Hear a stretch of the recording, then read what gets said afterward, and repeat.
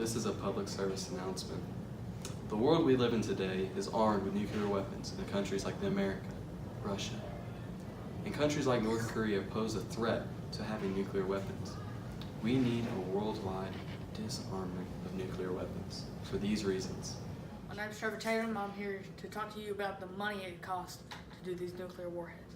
It cost $75 million for us to create one single nuclear warhead.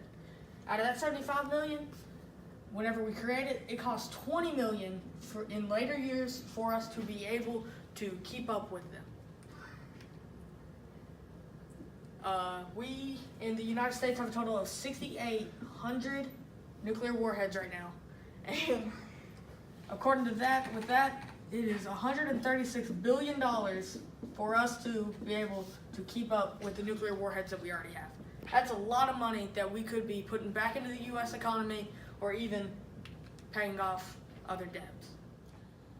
In days, people will be infected from the nuclear fallout.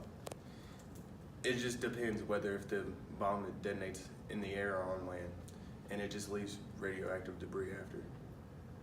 Now we are going to look at the long-term effects of nuclear weapons. If the nuclear warheads of this world were used today to the fullest of their abilities, the world as we know it would be changed for years to come. Slow exposure to radiation from nuclear weapons can cause everything from cancer to blood disorder and tumors. One can take, for example, places affected by nuclear warheads such as Hiroshima in 1945 are still being affected by the bombing. The Earth would also take a massive role in response to the war. It is estimated after 3 years after the growing season of the world would be reduced to 20 days. In today's world, we see nuclear weapons as a threat as countries like North Korea and Iran are starting to hold them and cause world crisis. The disarmament of all nuclear warheads would prevent countries from doing this and posing a threat to humanity as a whole. So when you think nuclear, think disarmament. Doo-doo-doo.